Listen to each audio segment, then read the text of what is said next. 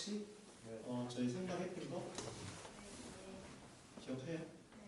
몇 가지 퀴즈 한번 내볼까요? 자신 있는 사람이 한 두 사람 있는데, 네. 그 지난번에 우리가 성막이 그 시리아어나 헬라어나 또 그 사람들의 어원으로 봤을 때 무슨 의미가 기억나나요? 무슨 성막이 원래 어떤 의미를 갖고? 네. 성막이 가지고 있는 의미 원래 그 단어적으로나 예, 그게 뭐죠? 네? 거주한 것이요. 네, 맞아요. 어떻게 알고 있지 이거를? 예, 거주하다라는 뜻이라 그랬죠. 거주하다. 그래서 신약으로 오면은 한번 따라해 볼게요. 캠프를 하다, 야영을 하다. 예, 그런 의미거든요. 가장 이제 정확한 단어로 하자면 임마누엘, 하나님이 우리와 함께 하신다. 성막이 갖고 있는 그 단어와 어원과 또 어떤 고대 사람들이 생각했던 그 느낌이 그런 거예요. 그래서 성막을 이렇게 친다라고 하는 것은 바로 하나님이 우리와 함께 하신다. 네, 그런 의미로 여러분 받아들이시면 되고요. 그 다음에 한번 우리가 만들었던 거 생각을 해보면 이제 이렇게 마당이 있잖아요. 뜰이라고도 하고 우리가 마당이라고도 하는데 입구에 딱 들었으면 그 바로 앞에 뭐가 있죠? 뭐요? 물이요, 물. 제사장이요? 제단. 예, 그 혹시 그 모형 지금 있어요? 목사님? 가지러 가셨어요? 예, 저 모형을 잘 한번 생각을 해보시면 저기 뭐네 모형?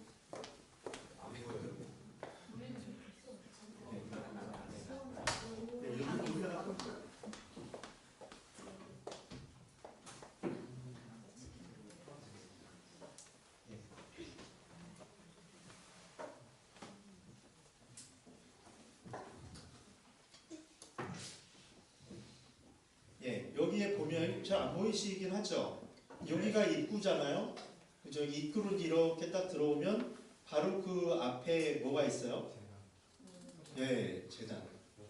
우리가 다른 말로 번제단이라고 그러죠? 예, 번제단 여기 있습니다. 번제단에서 뭐 하는 거예요? 네, 여기 양옆에 보니까 동물들이 이렇게 많이 누워 있어요. 지금 통째로 막 이만한 소도 들어가 있고 양도 들어가 있고 예, 엄청난데 여기서 이제 번제를 하는 거죠. 그러면 원래 번제 의미가 뭐예요? 태우는 거. 예, 태우는 거다. 그래서 기억을 좀 하고 있습니다. 예, 태우는 겁니다. 그래서 그 향으로 이제 하나님 앞에 이렇게 우리가 드리는 거예요. 그 다음에는 뭐가 있죠? 물. 이거 뭐라 그랬죠?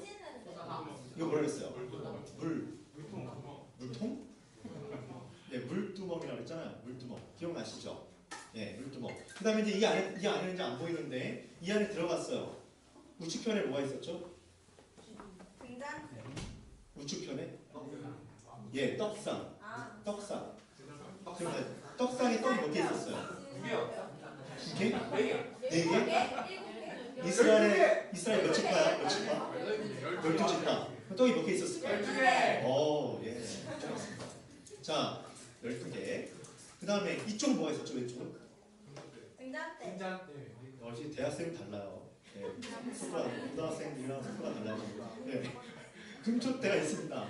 우리가 또 등잔대라고도 해요, 이 표현을. 예. 근데 금으로 이제 입혀져 있기 때문에 금촛대라고 하는데, 금촛대가 좀 몇 개 있었을까요?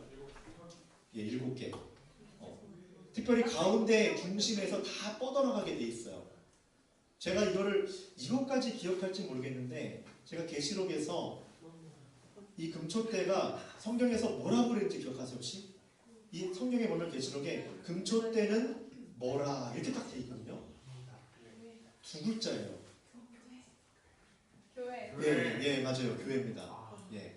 금촛대가 교회라 이렇게 얘기하죠. 그런데 그 안에 요 천막을 뭐라 그래요, 이거를? 그리고 이걸 뭐라 그래요? 성막이라 그러죠. 성막은 2개로 나눠져 있잖아요. 근데 앞에 있는 걸 뭐라 그래요? 성소. 예. 성소. 그 안에 이제 진짜 대제사장으로 혼자 딱 들어갈 수 있는 아주 은밀한 곳이 지성소 있어요. 지성소 안에 뭐가 있어요? 법계, 언약계. 법계와 언약계가 다른 거예요? 똑같은 거예요? 똑같아요. 다른 거 두 개가 있나요? 법계와 언약계 두 개가 있는 건가요? 네, 아닙니다. 네, 똑같은 건데 이름만 다른 거예요. 알겠죠? 네, 언약계, 법계 똑같은 거예요. 네. 그 언약계는 뭐가 있었어요?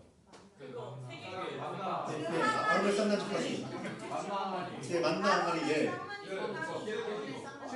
시티빙의 부족한 예, 네, 네, 맞습니다. 그런 것들이 있는데 그 안에 이제 나중에 만나 이런 건 이제 없어지고 그 시티빙의 두 돌판만 이렇게 이제 나중에 남게 되는데요. 여러분들이 생각보다 굉장히 기억력이 일단은 좋은 것 같아요. 그래서 일단 복습은 여기까지 하기로 하고요. 오늘은 말씀을 좀 같이 보겠습니다. 일단은 히브리서 9장 1절부터 15절인데요. 우리가 이제 지난번 수련회 때 좀 하드웨어적인 부분을 많이 들었어요. 이거 의미가 뭐고 뭐 이렇게 구성되어 있다. 오늘은 제가 이제 말씀을 준비하면 느끼는데, 근데 우리가 이것을 번제를 하는데 이거를 왜 구약 사람들이 했고 또 지금 이것이 왜 필요한지를 잘 알지 못하면 별로 의미가 없어요. 우리가 아무리 이걸 만들고 이걸 아무리 프레젠테이션 통해서 보고 해도 실제 이것이 왜 필요한지를 알지 못하면 의미가 없잖아요. 그죠? 그냥 이렇게 재미로 끝날 수가 있잖아요. 그래서 오늘 조금 더 진지하게 그 얘기를 좀 살펴보려고 하는데, 우리가 그 동물들을 잡을 때 이건 번제에 관한 이제 이야기입니다. 오늘 그 밑에 부분에 대한 이야기인데, 번제를 할 때 그 뭘 뜨라고 그러죠? 성경에서 각을 뜨라고 그랬죠. 근데 그 각이라는 게 여러분 뭔지 그때 제가 설명했었죠.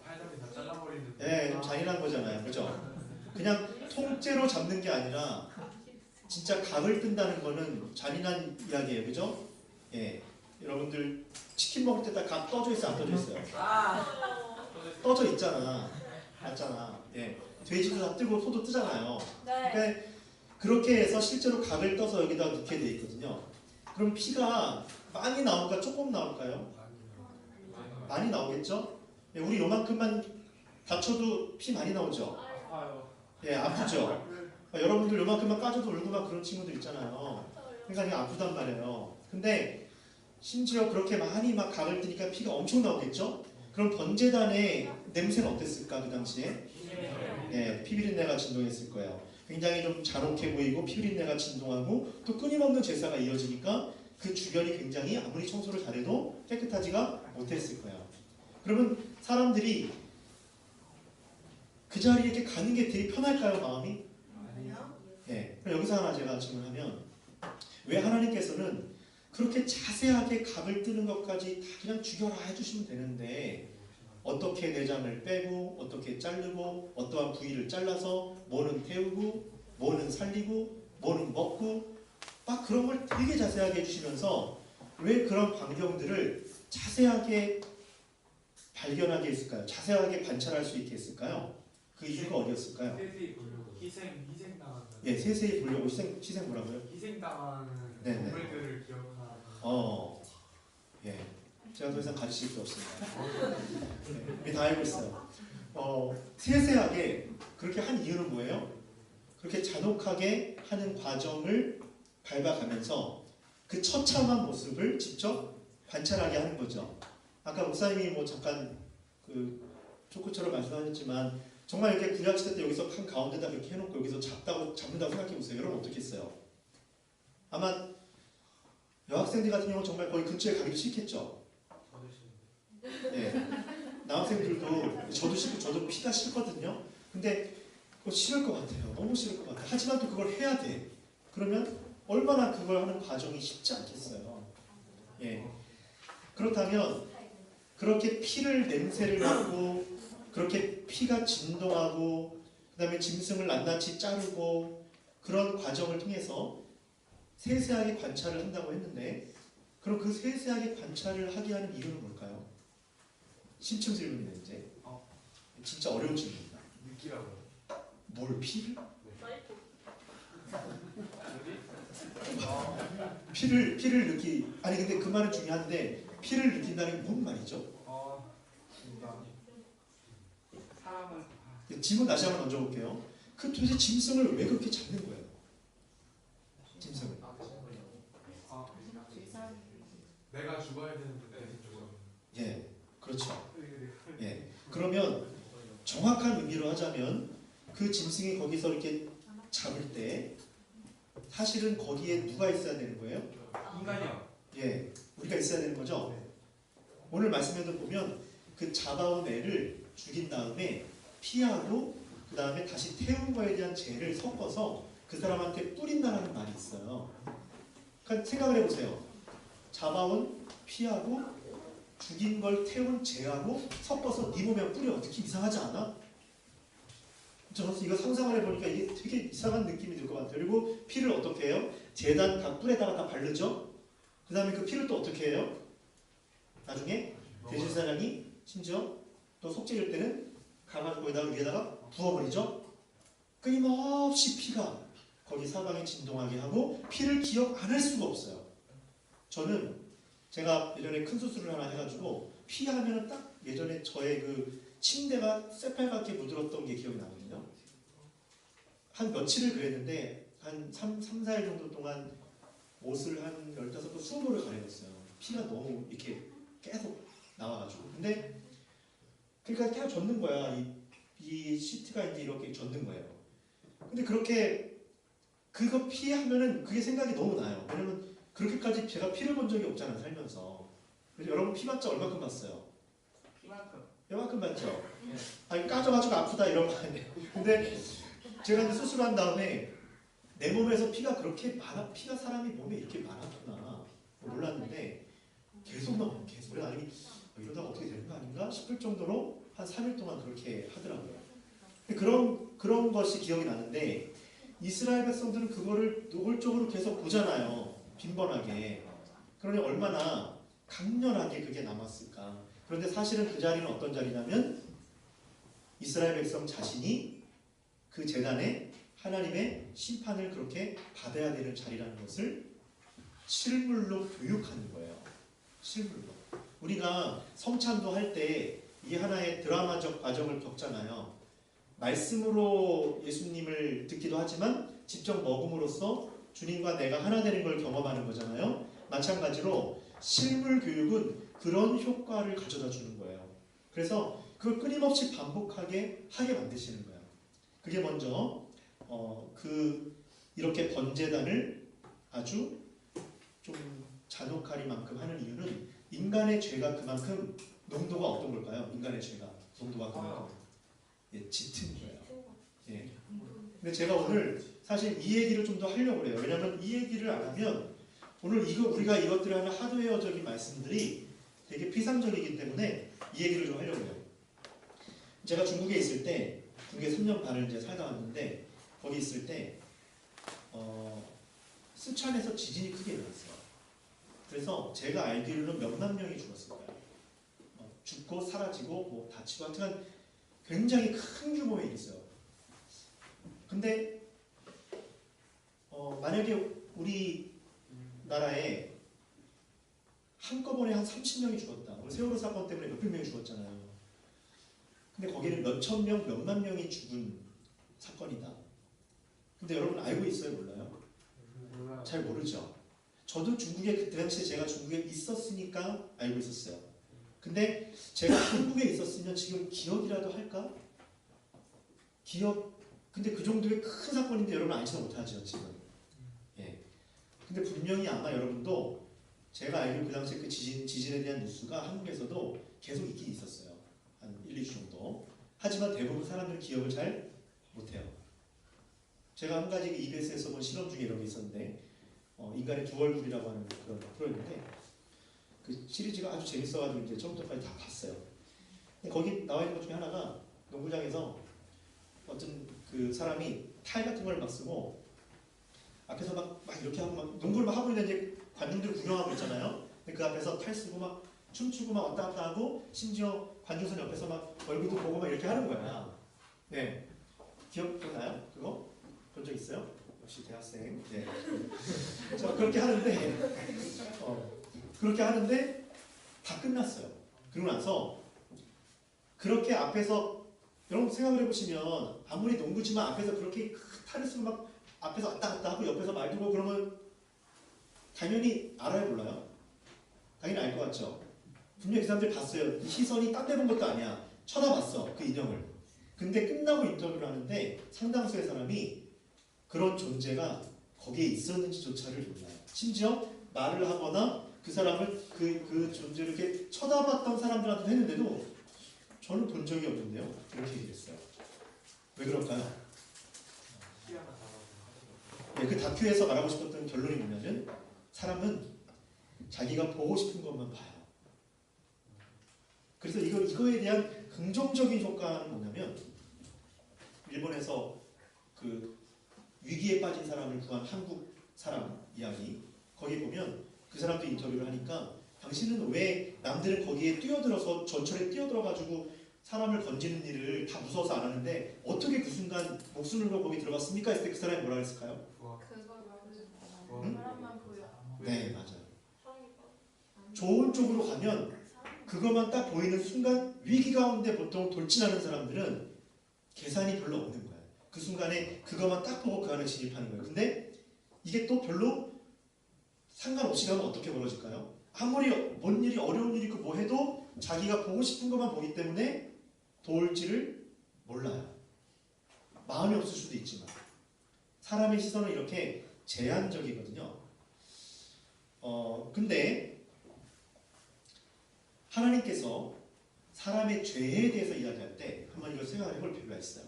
이거 진짜 깊은 얘기니까 오늘 여러분 잘 들어야 됩니다. 사람은 죄를 어떻게 인식할까요?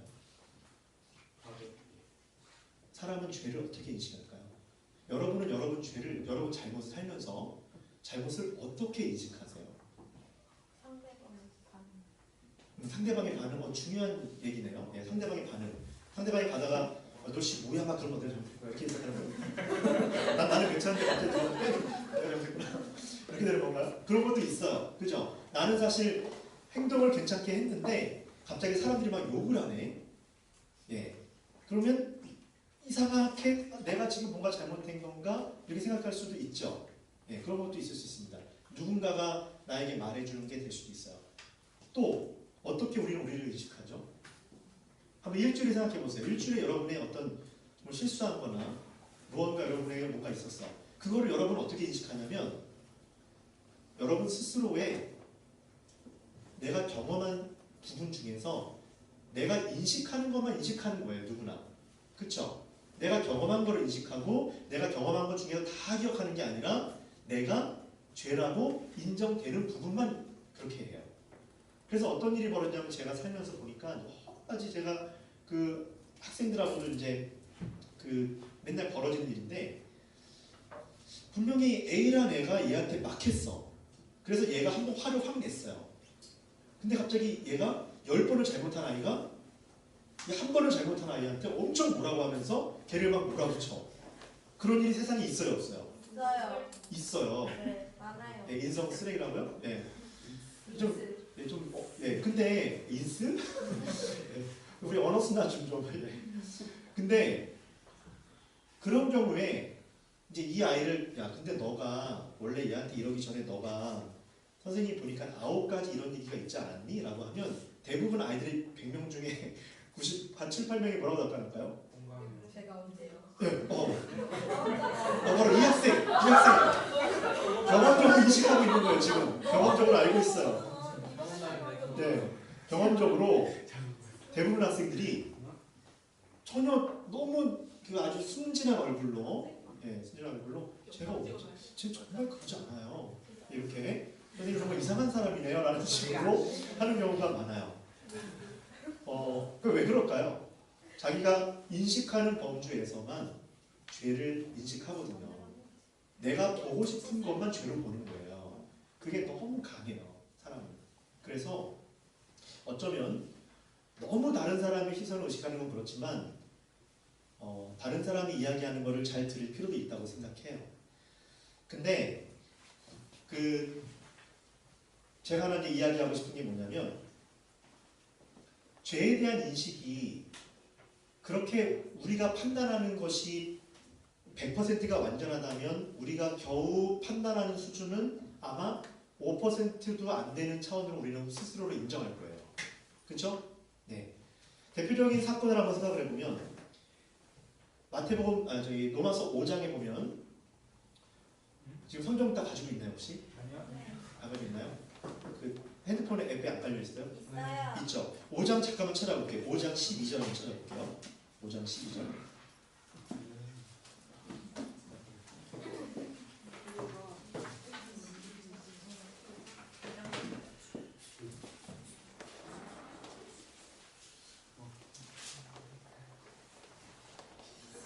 예, 5장 12절.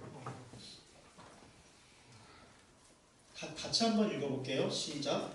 그러므로 한 사람으로 말미암아 죄가 세상에 들어오고 죄로 말미암아 사망이 들어왔나니 이와 같이 모든 사람이 죄를 지었으므로 사망이 모든 사람에게 이르렀느니라. 아멘.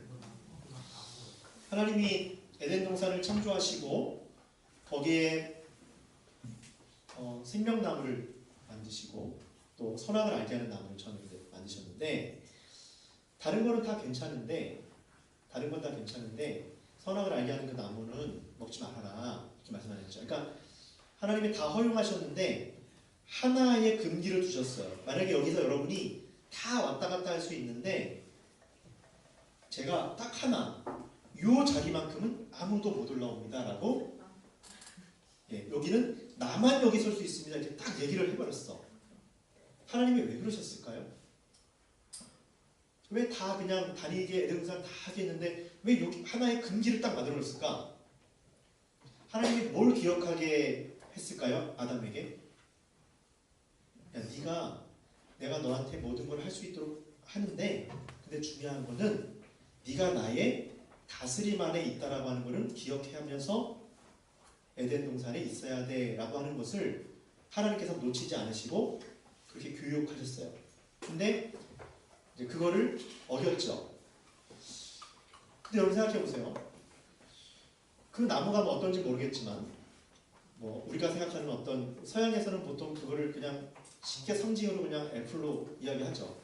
사과, 이브의 사과에서 이렇게 그 우리 제가 가지고 있는 맥북처럼 이렇게 한 매 딱 씹힌 거 그거를 이제 선악과처럼 이렇게 표현을 하던데 어쨌든 하나의 과일이라고 치면 그거를 먹은 거 행위 자체가 그렇게 큰 문제예요? 선생님 친구는 옛날에 과일 가게 가가지고 야 성준아 너 뭐 먹고 싶냐?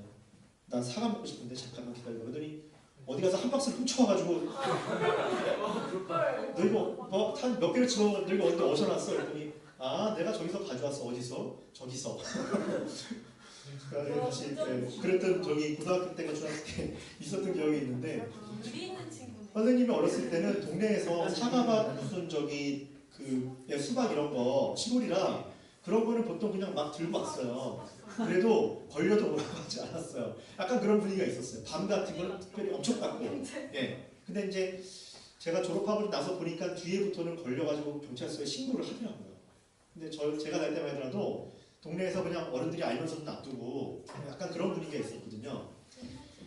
근데 지금 생각해보면 야 옛날에 오래된 얘기도 아니고 불과 몇십 년 전에 우리 동네 사과 주인은 그거 한 박스 가져가도 그냥 너희 음식들 다음부터 똑바로 해 이렇게만 얘기했지 우리한테 뭐라고 하고 신고도 안 했는데 하나님은 이거 하나 따먹은 거 가지고 그렇게까지 죄로 선언하시고 그것 때문에 죽음이 오고 인류 전체가 죄 아래 놓였다는 게 좀 이해가 안 되지 않으세요?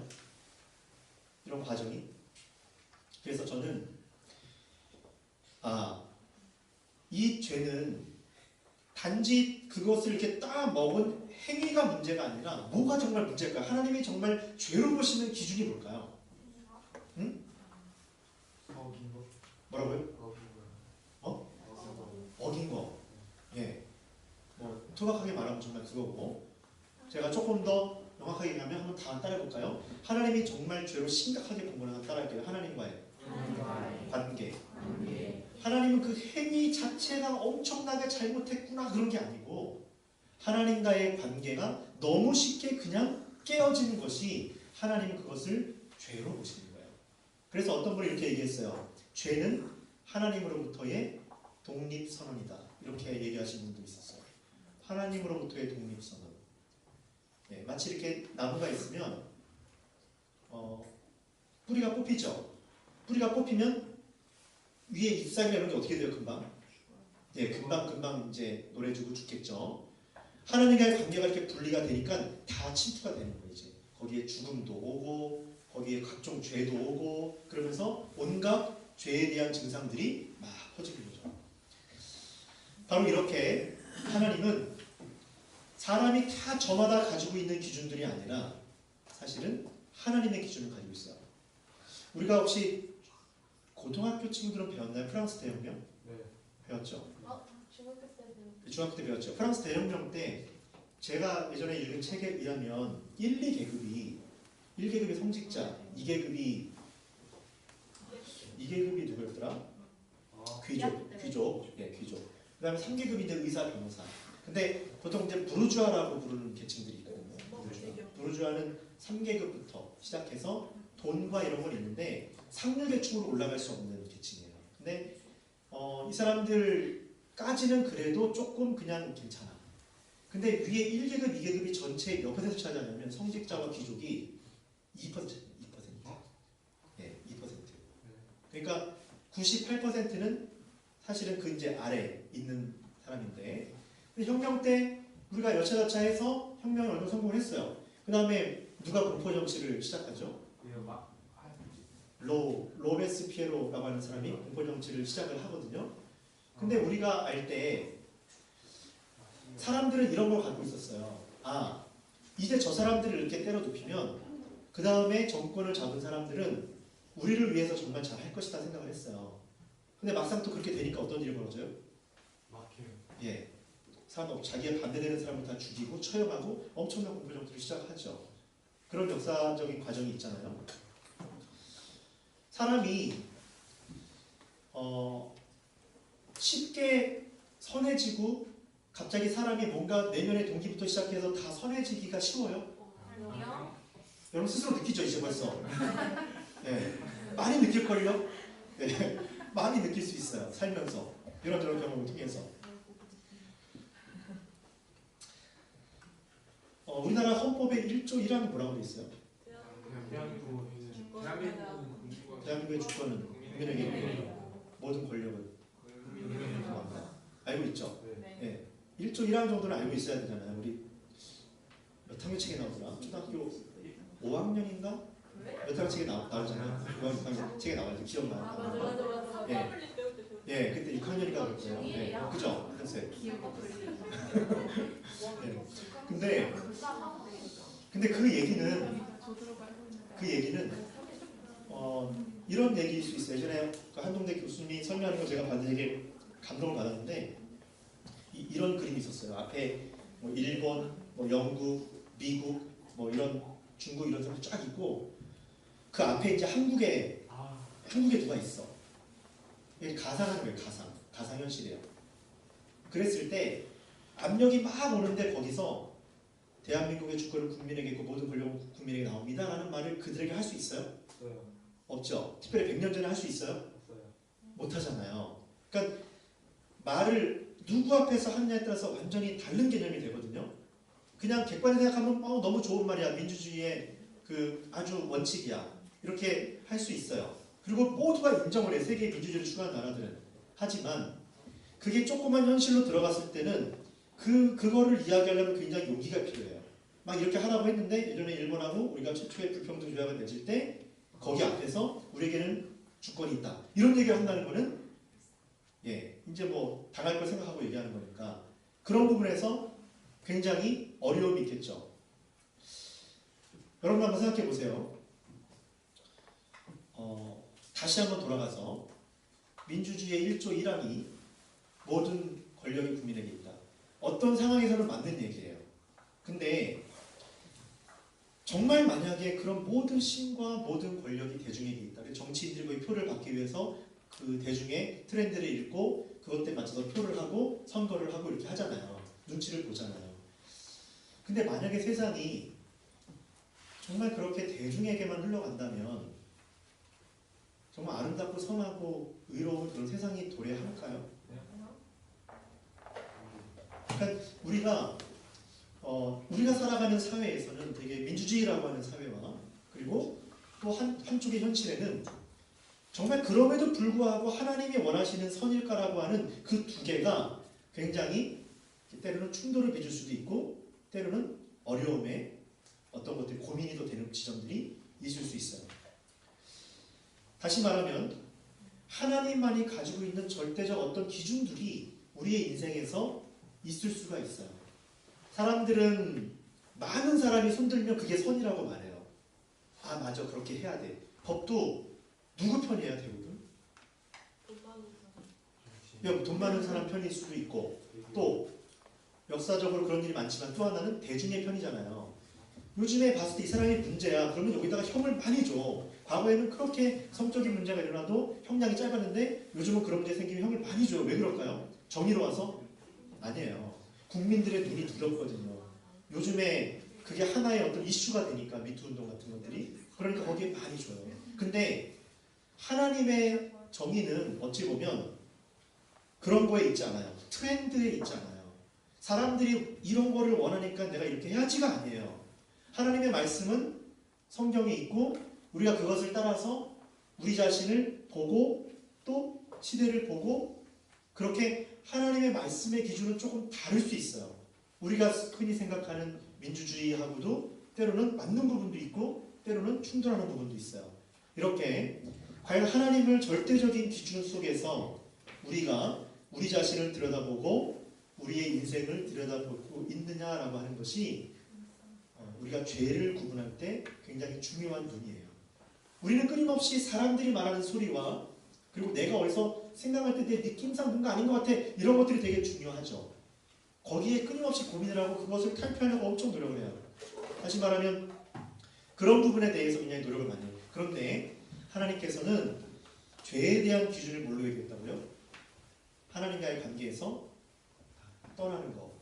그것이 바로 죄의 가장 깊은 뿌리고 거기서부터 다른 양상들이 깊이 생겨난다고 하는 것을 이야기하고 있습니다. 자, 한 가지만 더 얘기하고 오늘 이제 마칠게요. 그런데 오늘 이제 말씀에도 쭉 보시면 좀 이런 말씀이 있어요. 13절 보면은 염소와 황소의 피와 및 암송아지의 죄를 부정한 자에게 뿌려 그 육체를 정결하게 하여 거룩하게 하거든 하물며 영원하신 성령으로 말미암아 흠없는 자기를 하나님께 드린 그리스도의 피가 어찌 너희 양심을 죽은 행실에서 깨끗하게 하고 살아계신 하나님을 섬기게 하지 못하겠느냐.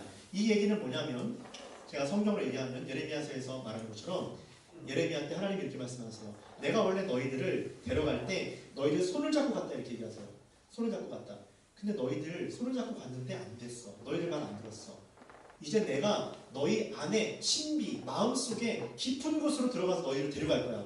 손목을 잡는 게 아니라 마음을 붙잡고 들어가겠다고 했어요. 그게 예레미야의 말씀이거든요. 그럼 여러분 생각해 보세요. 어떤 인간이 잡을 때 이렇게 잡지 마음을 어떻게 잡아요?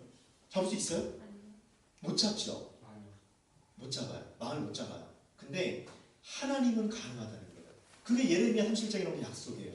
내가 너희를 손모가지를 잡은 게 아니라 너희 마음을 붙들고 내가 가버리겠다라고 하는 거예요. 그러면 어디까지 하나님 목표하신 거예요? 예, 단순하게 행동을 넘어서 깊은 동기까지, 깊은 방향까지, 우리에게 은밀하게 있는 것까지도 깊은 곳에서 하나님이 데려가겠다는 거예요. 그것이 바로 뭐냐면 너희 양심까지 깨끗하게 하겠다는 거예요. 뭐가요? 그리스도의 피의 능력이 그렇다는 겁니다. 로마서 8장에 보면 너희가 육신이 연약하여 할 수 없는 그것을, 다시 말하면 우리가 너무 쉽게 결심해도 3일 못 가잖아요. 때로는 하루도 못 가잖아요. 그러니까 계획을 제일 잘 짜는 사람은 누구예요? 계획을 매일 아침 일어났을 때 바로 계획을 또 짜고 다음날 또 일어나면 또 짜고. 이 사람이 제일 잘 짜는 사람이잖아요. 얘나. 그런데 그게 인간인데 그것이 할 수 없는 그것을, 육신이 연약하여 할 수 없는 그것을 하시나니 예수 그리스도를 죄로 정하사 그를 통해서 우리가 어떻게 해요? 그리스도의 피를 발명한 정죄함이 없고 성령의 해방의 법을 우리에게 갈라주셨다. 그 얘기가 나중에 뒤로 가면 성령께서 우리를 이끌어 가시는 이야기라고 이야기를 해요. 그래서 고린도전서에서 하나님의 마음을 누가 가졌느냐라고 했을 때 하나님의 마음은 아무도 모르죠. 여러분 마음 아무도 모르죠. 근데 거기 뭐라고 되어 있냐면 하나님의 마음은 오직 성령만이 아신다. 속사적 우리말로 하면 본심. 하나님의 본심을 누가 아느냐? 오직 성령님만 아신다. 근데 성령님이 너희에게 하나님의 본심을 가르쳐 주실 것이다. 뭘 통해서 하나님의 본심을 제대로 알까요? 뭘 통해서? 예수님이 우리를 향하여 죽으신 그 십자가의 은혜를 제대로 경험할 때 하나님 아버지의 넓은 품을 그때서야 비로소 경험하게 돼요. 그러면서 하나님을 훅 이해하게 돼요. 하나님이 어떤 분이셨는가.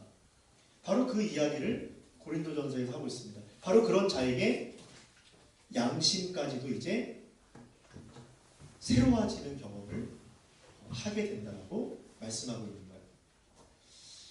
자, 여러분이 제가 이제 아마 조금 더 이어서 몇 번을 더 해야 되겠죠? 예, 말씀을 오늘 죄에 대해서 여러분에게 했는데 오늘 히브리서 9장 1절부터 15절까지 이 말씀을 두세 번 거쳐서 하겠지만 오늘 함께 나눴던 죄에 대한 말씀 그리고 죄에 대한 말씀만이 다가 아니라 거기서 그리스도께서 우리를 위해서 어디까지 우리를 구원하시기 위해서 오셨는가를 우리 한번 깊이 있게 다시 한번 생각하는 한 주간이 되었으면 좋겠습니다. 잠깐 기도할게요. 하나님 감사합니다. 우리 스스로 죄를 깨달을 수 없고 주께서 우리에게 보여주시고 또 깨닫게 해주실 때 우리가 우리의 죄를 깨닫는 것을 압니다. 다시 한번 이 시간 기도합니다. 우리가 성령님을 통해서 우리의 죄를 깨닫게 하시고 또 이 땅에서의 분별하게 하시고 경험과 내가 보고 있는 거 아는 것이 다가 아님을 기도 가운데 그 신비한 은혜를 경험하고 체험하고 다시 한번 예수 그리스도의 피의 그 은혜를 깊이 있게 경험할 수 있는 그 은혜를 깊이 있게 경험할 수 있는 우리 모두가 되게 하여 주시옵소서. 한 주간 살아갈 때 주께서 어디까지 우리를 계획하셔서 여기까지 끌고 가시는지를 다시 한번 깊이 있게 경험하고 생각하고 기도할 수 있는 우리 모두가 되게 하여 주시옵소서. 예수님의 이름으로 감사드리며 기도드립니다. 아멘. 오늘은 우리 마지막 찬양을 조금 이따 광고 시간에 몇 가지 축하할 일이 있는데 생일차 1, 2월 생일차 축하도 하고요. 또 이번에 졸업생들이 많잖아요. 초등학교에서 중학교 지나가는 우리 친구들, 중학교에서 고등학교 지나가는 친구들, 고등학교에서 대학교 지나가는 친구들, 또 새로운 삶을 우리가 축복하고 또 여러분 이제 다음 주부터 새로운 학기 시작하잖아요. 네, 이 모든 시작하는 일들 가운데 하나님께서 여러분들의 길을 지키시고 인도해 주신 것들을 서로 축복하고 기대하면서 같이 찬양했습니다.